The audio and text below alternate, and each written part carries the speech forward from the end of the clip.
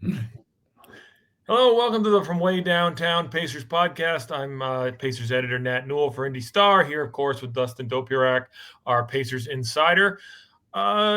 Things have not been great for the Pacers. No. They had a promising game win against the Bulls and then had one of the worst losses in, I would think, Pacers history in terms of a game they should have won based on what we knew with the loss to the Hornets last night.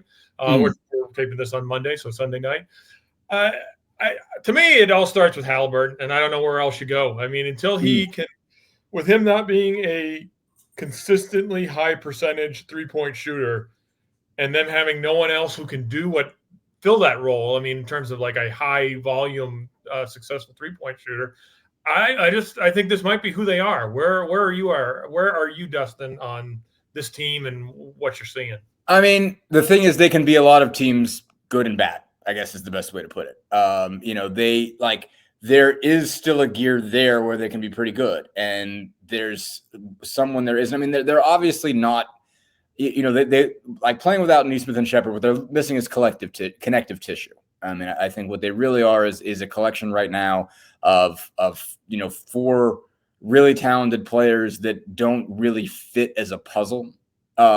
Together, basically, when you're looking at Halliburton, Mathurin, Siakam, and Turner, and there are times when they can click. There are times when it still can come together. I still think the Friday performance in the win over the Bulls is important, just because they were going for a while where it just didn't seem like they had a plan, where they just didn't seem like they had a sense of how they were supposed to move together. And how they were supposed to get their shots. It's sort of like you have to recreate. And I asked Rick Carlisle this about reimagining this team, and he kind of, I wouldn't say he brushed it off, but he was like, that makes it sound like you're talking about a dream. Like, where are you going with this? But it is, and he's talked about it this way, but it's, a basketball team can be, it's a geometry problem. It's a math problem. You have to figure out how they move together, how you create angles, how they create opportunities to score. And you also have to figure out, at the end of the day, who scores your points and how many of them they score and how many of them you need, and how, what you can trust from your defense to stop, basically what you have to expect that you're going to allow, and how you're going to get more than that, scoring your own way. And it just doesn't seem like the Bulls was kind of the first game where it seemed like, okay, they have an answer to this equation. They have some way of getting to it, geometrically and mathematically. The fact that went away on Sunday tells me at least they have an opportunity to still be that. But you're right to the point that Halliburton does need to be able to hit shots. They can win games when he's not hitting, but that means everybody else has to. Siakam, Mathurin, and Turner, and the fact that all three of those guys were also off on Sunday really put you in a bind. I think they were 40 of 35 from the floor. And they were missing stuff everywhere. I mean, Miles Turner was getting a bunch of looks in the lane, kind of hooks over people, and couldn't get those to fall down. He was their best three-point shooter out of that group, but couldn't score in the lane. Mathurin was 1 of 7 from 3. And Siakam was, had a bad game for probably the first time I've seen him have a bad game. He was 3 of 8 from the floor. They did a pretty good job of defending him. I thought of keeping him from out of stuff that he wanted to get. But, I mean, he missed makeable stuff. He missed open threes, 2 of them, I think. And so, it does not work if that whole group isn't going together. I mean, obviously, they were basically non-functional when Halliburton couldn't do anything. He's at least gotten back to, you're usually getting something out of him. Maxine's got thoughts about this. You're rarely getting flat zeros. I'm going to move around a little bit, see if I can lessen the amount of her input here. But you're not getting flat zeros from him, lately. He's at least hitting some shots. Yesterday, he got a couple things to go. Getting to the basket, driving, hitting some floaters, some pull-ups, stuff like that. So, he hasn't been a total negative. But, again, when he shoots, it opens the floor up, and he certainly was able to shoot against the Bulls, and that was helpful. But if he can't do that, you're not really getting threes from a lot of other places. I mean, they've suddenly become not just a pedestrian shooting, three-point shooting team, but just a not very good one. Overall, they've got guys who can hit on occasion, but they're not. Again, they don't have a reliable Buddy Hield, and Halliburton is. When he's making shots, or when he's at least average, is still the closest thing they have to a movement three-point shooter. So I think that has been, again, part of the equation that they haven't figured out yet, is how to kind of move on with this group if they don't have somebody they could really trust to hit the 3 ball. Shepard barely played last year when they got, well, he played in the postseason and towards the end a little bit more. But so I have a hard time saying not having Ben Shepard, who's also the 9th guy on the roster, has a major impact. Naismith is a defensive player on a team in which there aren't a lot of defensive players. So I'm willing to buy a little bit more that him being out hurts. But he's still a 10-point-a-game scorer who's he's not an all defensive player. Sure. So should those 2 guys be out? I mean, Nebhart was out, and we said the same thing about him, but he's back now. And after being an NBA Hall of Famer, apparently, against Memphis when they were plus 19 with him on the court and minus 19 with him off, he hasn't made, he's been good at times, and he's coming back from injury. This is not about Nebhart. This is what hasn't, they're the same team they were without him. Sure. So I think where does that all fit in? You can overplay it and underplay it, and it's hard to kind of strike the balance for exactly what it is. Because I think I'm going, this is going to sound like me talking out of both sides of my mouth here. But simultaneously, they do change the equation for how you play dramatically. The way Rick Carlisle put it was, we lost guys that are really important to the way we play. And that goes back to, like I said, kind of the geometry of it. Like when you have, they had, and Rick used the term magical basketball ecosystem. And they matter. They shake you out of that. Missing those guys shakes you out of that ecosystem, because it was like last year towards the end of it, everybody kind of knew what their role was and knew how they had to operate. And the way the pieces moved created, made things work, I guess is the best way to put it. In terms of the way you space, in terms of the way you move, like Nembhard matters to Halliburton. In terms of, because how they've come to guard him, you really need a secondary ball handler. You need to create opportunities where he's running around off the ball and he doesn't need to handle it to be the trigger guy. Like, you've got to be able to kind of more or less even alternate possession, stuff like that, in terms of the amount of times he's bringing the ball up or he's moving without it. I mean, like he's getting better shots right now when he's running around without the ball. So he's got to be a shooting guard. They've got to both be able to kind of alternate that point guard, shooting guard role there. It's harder when they don't have somebody who can do that. As far as spacing is concerned, just, Nesmith is a guy that's just going to run to the corner and he can just stay there and be okay with that. Basically from a, not feel like he has to be involved in it, but he's a good enough shooter that he keeps his guy out of the equation. He keeps his guy, at least not clung all the way to him, but, far enough over into the corner to make sure that guy's going to have a hard time helping down into the lane when you're driving, basically. And so, those pieces matter. The defense matters, but it's just, again, like not, like having a guy that's out there that can score, that doesn't need the basketball, that can go multiple possessions without touching it and still have his same effect matters. And Ben Shepard can do the same thing. It's not so much that, luckily, you lost something on top of that. You lost 2 guys that can do the same thing, and now you don't have one. Like it's nice to have guys that just run hard and space the floor. Like, that's a very valuable piece to an NBA defense or to an NBA offense right now. And you don't really have one of those guys who really fits that. They're asking Ben Mathurin to do that. And that's kind of going against his, sort of basic wiring in terms of who he is as an offensive player. So like on that, and then on the defensive end, I mean, those are the 3 guys you trust the most to guard wings. And so you don't really have an answer for guys, that team's, top players. You have TJ McConnell who can get down and really guard you. And I think Nembhard has made a difference defensively since he's been back out there. But, when they didn't have him, they didn't really have a 6'4", 6'5", to 6'8" kind of guy who can get out there and really, really defend. Pascal Siakam was supposed to make more of a difference there. He's just okay as an on-ball, as a, man up, straight up at you defender. He's a good help defender. He rebounds. He has a lot of length. He brings that into the situation. But, if you were hoping, I think if your hope was, all right, this is going to be a Paul George level 6'8" defender who's going to get out with really long arms and bottle somebody, that's not how it's gone. So, it's really, hurt them from a defensive end. Now, on the flip side of that, again, when you still have Halliburton, Siakam, Mathurin, Turner, you have to be able to do the math well enough to, and find a way to figure out the geometry problem well enough to win. to beat the Charlotte Hornets, like to beat the Brooklyn Nets, Beat half of the Charlotte Toronto Hornets. Raptors. Yeah, exactly. Like you're missing 7 of those guys. Like on one hand, it explains why they're not who they were, but it's not enough to excuse why they're not winning, why they're not beating these teams. If that's the reason why you don't beat Boston, that's an explanation.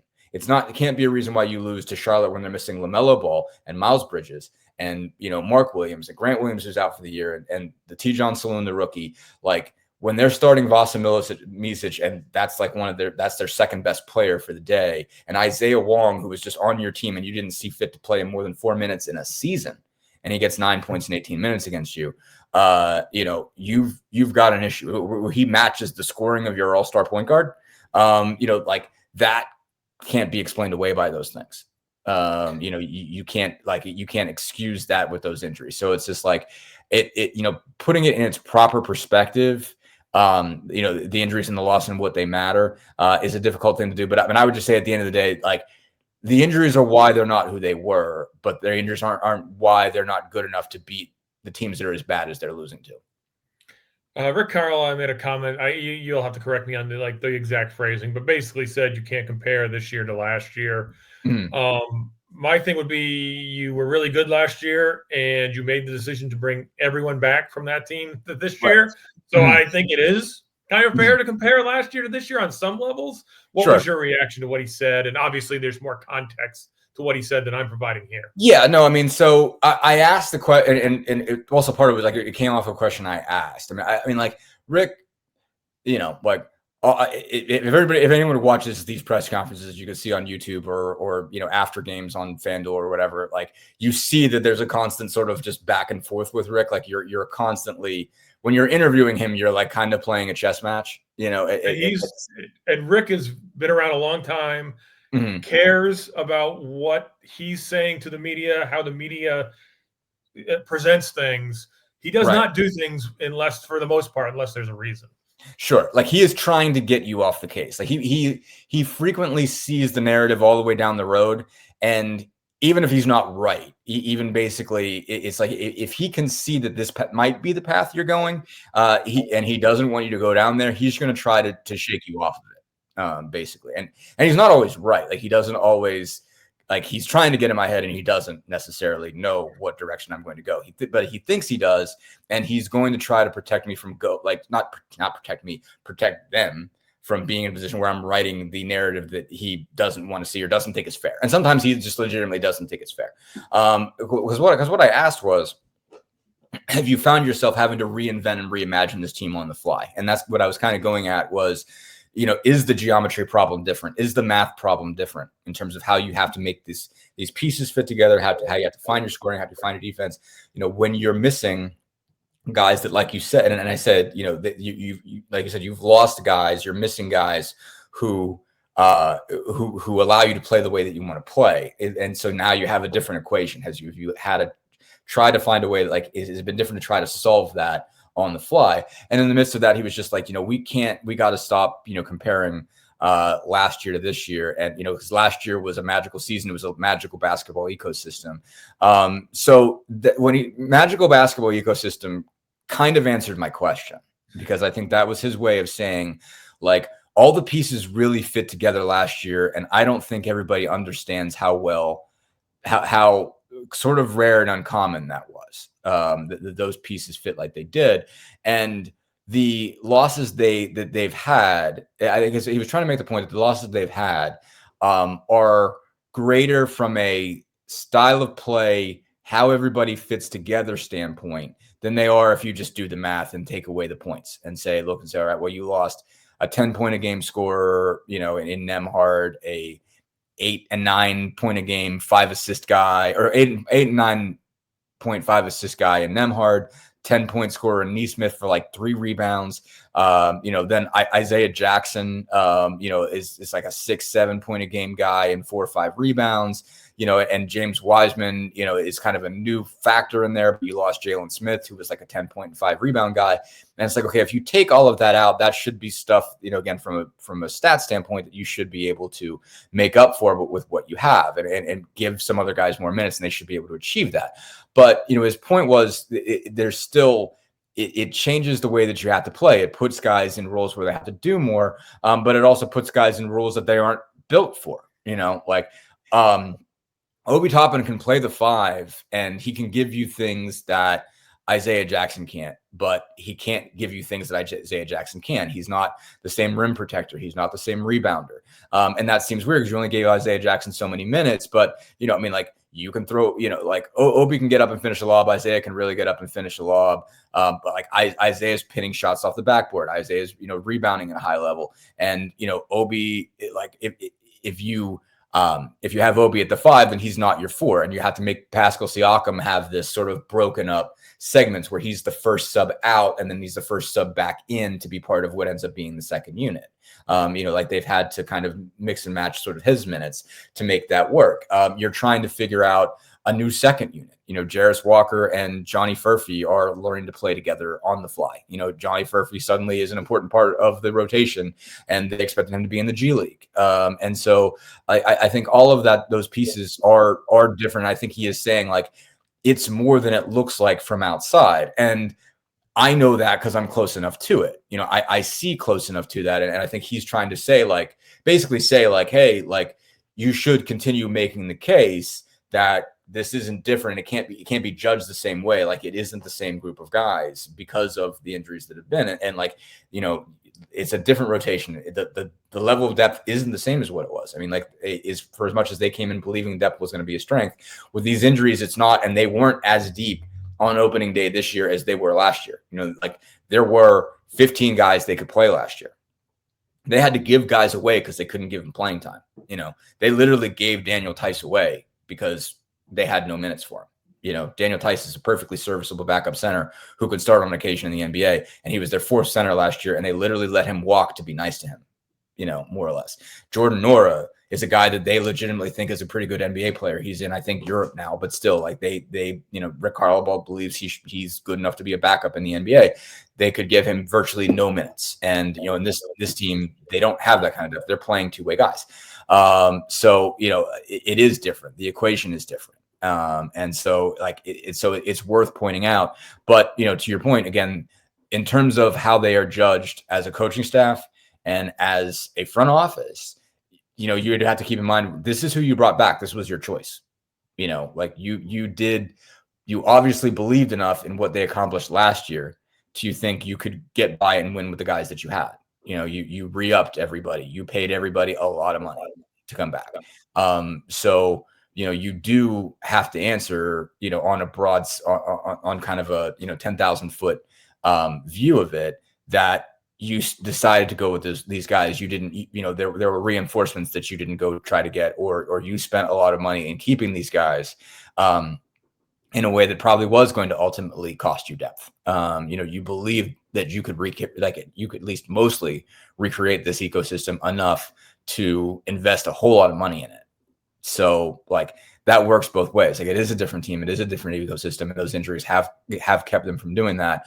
But there obviously, wasn't a preconceived plan for, okay, well, what if it doesn't go the same way? There weren't necessarily reinforcements. I mean, obviously they drafted Johnny Furphy, but there was not necessarily enough potential forethought. Okay, what happens if we lose this guy? What happens if we lose that guy? Do we have enough? What happens if we lose that? What does that look like if we don't have those guys? And fixing that, about the only thing, and we've talked about this offline, is does McConnell play more? I mean, I think that might put pressure's not quite the right word, but you're not relying quite as much on Halliburton to do everything. Obviously, McConnell's not going to score 30 every night like he did last night, and they still lost with him scoring 30. Does that make sense? And is there anything else that, if that does or doesn't, is there anything else that makes sense to improve the team? Yeah, I mean, it makes some, and obviously because he was that good last night, what did he play? 29 minutes? What am I looking at here? I got to go find it. So almost 26 minutes he played last night. And so it's just all right, can you get a few more? Obviously, they were kind of leaving him in situations he wouldn't usually be. It still is important that you build a functional second unit, a functional second wave. And so it's just you can't have, for as much as, I mean, I guess the thing that you can do is demote Nembhard. Like that's almost the way that you would have to do it, I think, is play him with the second unit for a while. But then you're starting McConnell, and like the good part about starting McConnell would be, like, I mean, he is a gritty defender. He gets after you, and maybe he's going to be more helpful for Halliburton than Nembhard is right now. And he's scoring the ball at a higher level. And so maybe, like they obviously play a lot of minutes together, and they've been relatively successful. And I checked the lineups not too long ago, and those, lineups were pretty good from a plus minus net rating standpoint. So is he better or worse than Nembhard in that? But, the flip side of it is, Nembhard is 6'5". And so, McConnell, it's not that he's limited to as far as the assignments that he can take, but you do have there is that height factor. If he is going out and guarding, an all-star 2 guard, and he's probably giving up 5-6 inches. And so he's going to get up in that guy, and he's going to make it hard for him to score. And he does frequently. I mean, like he gets those assignments off the bench a good bit. But it's like, Nembhard has, again, just some more capacity to take on, those assignments than McConnell does, just because of the height. So, you might be putting yourself in a bind there. But it's like in terms of when guys come in and when they come out, there's a total amount of minutes, but also there is the literal rotation in terms of like, who does he check in with? Who are the units he plays with? And I think that there is value to the fact that he's raising the level for the second unit. He makes Jarris Walker better. He makes Johnny Furphy better. He makes Obi Toppin better. And they are starting to coalesce as a group. I think that, really the last 2-3 games is all they've been playing together. And very quickly, I think they figured out how they had to play with him. And there was one play yesterday that really stood out to me. It was like, oh, hey, they actually get it, like as a group, where like McConnell came, like, just basically like it was a real fast possession. I think it was off a mid basket, but he comes straight down the middle, and he's got Furphy and Walker in the corners, and they start to collapse. And McConnell reads it immediately, hits Walker in the corner for an open 3. And it was like, that's how that unit's supposed to look. That's how they're supposed to function. If those guys space, if those guys make threes, McConnell has openings to drive, and if he gets them to collapse, he sprays for 3. Like that's a way that group is supposed to work. That's a way a basketball unit is supposed to work in the modern game. And you're like, hey, they already get it, and that comes from TJ playing as fast downhill as he is, but those guys also knowing how to run into corners. And they can kind of be those guys and start to evolve into Nesmith Shepherd type players. That's not necessarily kind of their natural way that they were, brought up as college players, but they can become that in this system. So I think there's value in him sort of coaching up that group, because I think you just need to have one. I mean, like, I don't know that they, even if you put McConnell in the starting lineup, if you're going to be good enough to get by, like what you lose from the second unit might not be, you might not make up for it in the first. I guess is the thing. Like, I mean, I guess the thing, it's not that by no means would I argue against the idea that TJ McConnell should play more minutes in a vacuum of, can TJ McConnell play more minutes?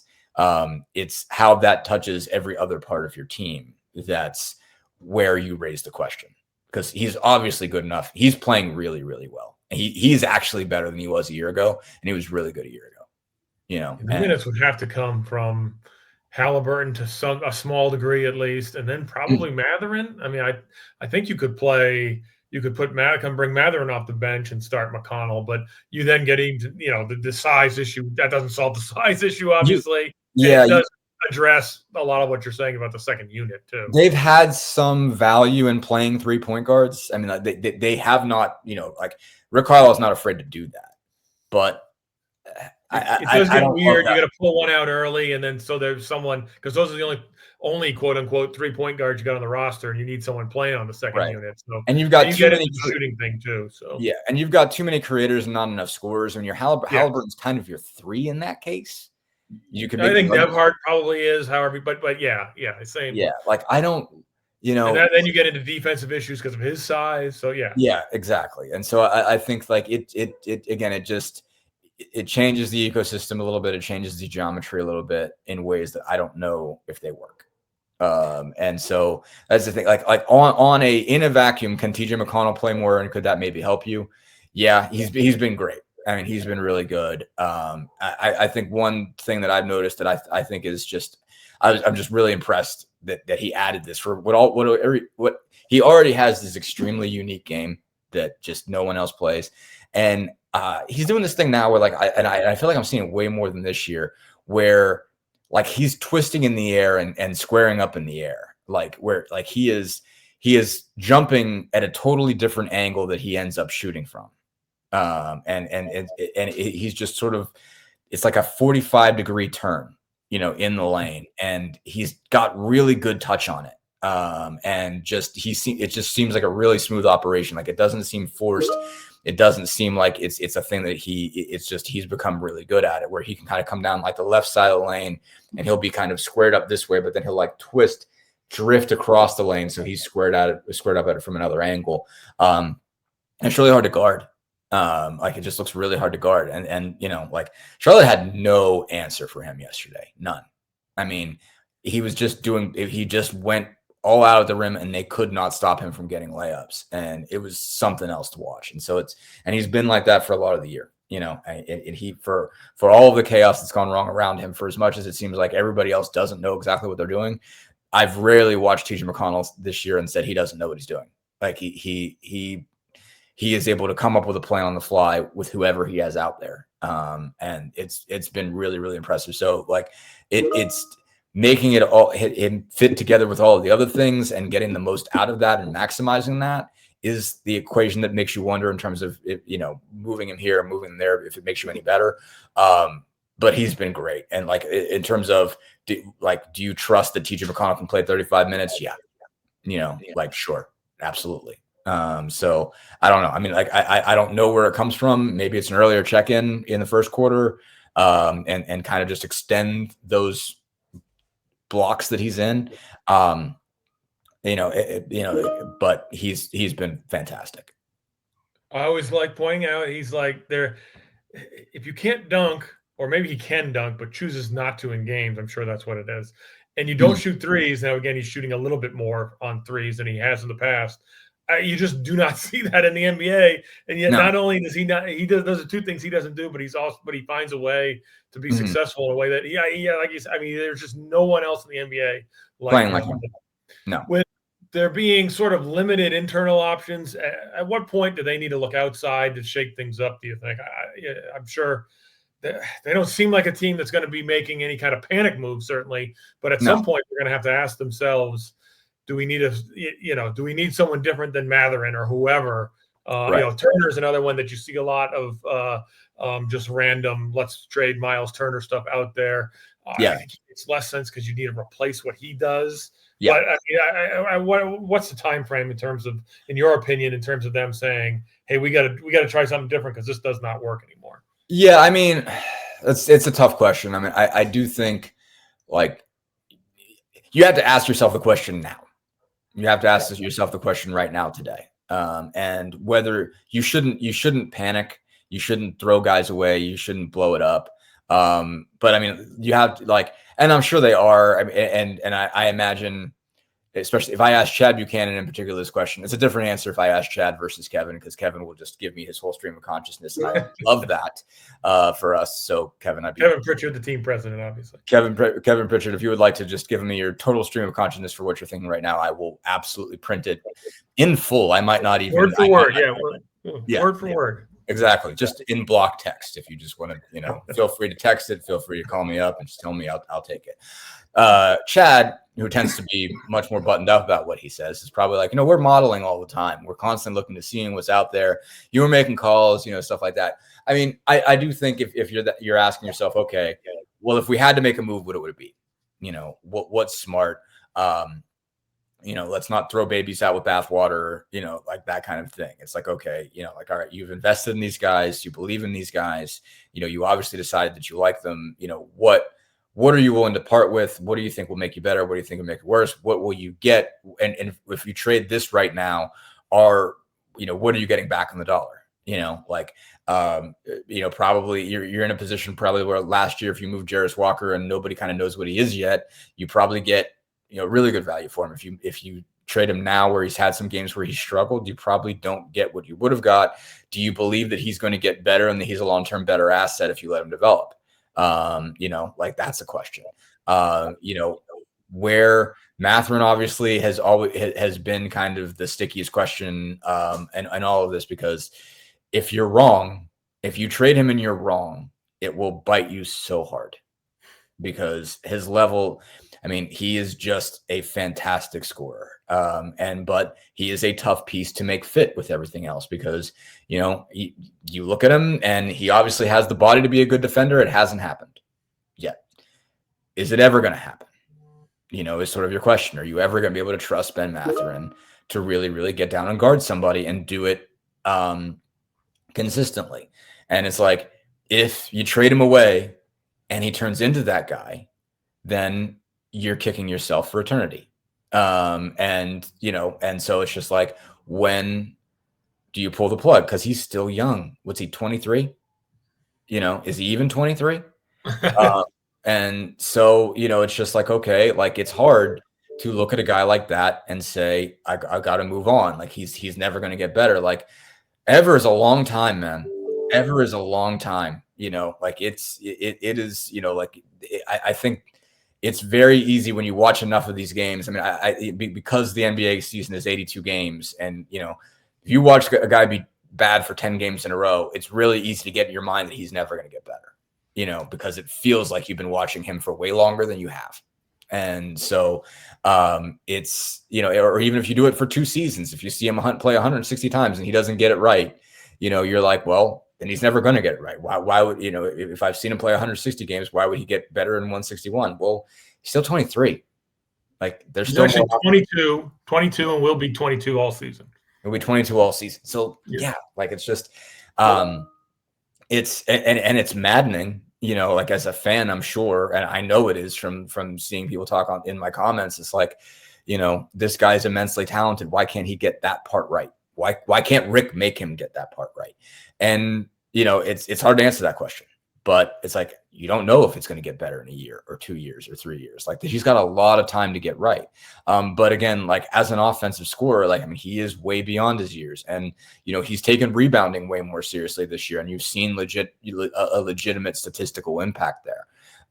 So, a guy like him, it's like, okay, like, is he ever going to fit with Halliburton? I mean, I don't know, but I mean, he is taking some of this seriously. I mean, like we got to spend, waiting for McConnell, honestly, against Chicago. And we got to see those guys just sort of babble back and forth in the locker room for a while. And they had kind of a late bus, later bus than usual. They usually don't spend a lot of time in the locker room together. But just hearing some of the stuff Matherin was saying and how he was talking with some guys and guys were telling him about, okay, you got to do this different. You got to do that different. Like the way he's actually taking instruction tells you like at some point, some of this stuff is going to get together. And it's just a question of what all will it be. And so again, like because he's an immense talent, again, like you can get a lot for him and maybe those pieces end up making you better right now. But what are you trading away long term? It's hard to say. He's still a talented kid and he's a determined kid. And some of the stuff isn't coming along as fast as you would hope, but some of it is. So that's an interesting question. Obi Toppin finally started to really rebound last week, and he still gives you exactly what you paid for. A guy who's a really good rim runner, really good finisher, great team guy. They love him personality-wise. He's got to step up on defense, but I mean, he stepped up on the glass, and that made a difference. And so it's like, okay, that guy's been pretty effective this week. Like he is a guy whose contract makes him very movable, and if you want to swing big for something, he's a guy that you almost have to include. It's either got to be him or Miles, or unless it's Neesmith. In terms of guys you have to be willing to part with if you want to go get somebody that costs a lot of money, because you've got to be able to include that salary, especially because you're that close to luxury tax. So it's interesting to see, okay, like what direction you're going to go. Who can you move? What are you going to get back? What piece, like how can you make yourself give something away and get something better in return, or get something that fits your pieces better in return. It's not an easy equation. Again, you've got to ask, you've got to look around, and you have to know that answer. I get if you're Chad Buchanan and if you're Kevin Pritchard, and Ted Wu and all those guys. I mean, they've got to be able to kind of know, okay, well, if we give this up and bring this in, what's that make us look like? Not from a reputation standpoint, but what's that make your team look like? You have to ask around. You have to say, okay, wait, who's going to part with what? Who's going to be a seller at the deadline? How long can you wait? Can you wait until the deadline? Are you going to be a seller at the deadline? If you wait that long, so that's kind of the question. And you have to ask now, because again, I think you might be at a precipice where you're figuring out whether you're going to be a playoff team or not, because these this stretch coming up can bury you. If you don't get it right by the time you go to Phoenix, and you don't get it right on that trip, you got Phoenix, Sacramento, Golden State, all of those teams can beat you. Then you come back and you've got the best team in the West in Oklahoma City. Then you've got 2 and 3 days against Boston. And then you got Milwaukee on New Year's Eve. That stretch of 7 games, if you lose 1 of 2 at least against New Orleans and Philly, you are like 500 is distant. Like, you got to go a long ways to get back to 500 from that point. Yeah, I was going to wrap it up with this, which you're now throwing cold water on, which fits the podcast that we've done, so that's fine. Sure. This is a very cold water podcast. Yeah, they are pretty awful, 10-15. The East has been so weird, though. They're only 3.5 games out of 5th. Mm-hmm. They're currently in 9th. Now the team we're watching shows no inside. 3.5 is not nothing, but it's also it's manageable if we see the team we saw last year. And the other thing they got going for them is Philadelphia, Charlotte, Toronto. If they're not playing the Pacers, don't seem like they're going anywhere. Sure. So I think they're in some ways, unfortunately, because this is a great draft and you'd hate to tank the season with what they did last year. But if it happened unintentionally, this would be a great year for it. But they're going to be, really, they're 10-15. Chicago's 10-15. Detroit's 10-15, and then you go down to 7-15 with Philly. So, if they get this straightened out, the whole season's in front of them. It's just hard to see them straighten themselves out at this point. Yeah, it's one of those things where, like, a week ago, like Sunday, like before they went to Memphis, it was just like, hey, okay. They're in a place where they can make up a lot of this really fast. Like, if they just get it together on this road trip and they keep it together, they have a chance of making up a fair amount of, a fair amount of ground here. Get yourself back to 500. If you're just hanging around there, you can be a 6 or 7 seed, and maybe you take a first round exit, but you can at least be okay. Caught a lot of bad breaks this year. Let's, hold it together. Let's kind of believe that these things will get right, make a couple changes, but, ultimately this group can go somewhere, together, your core can still be something, you can still believe in it. But it's like, losing Toronto and Brooklyn in a back-to-back. Those are 2 games you should win. Charlotte's a game you should win. If you turn those 3 L's into wins, you're, almost 500 already.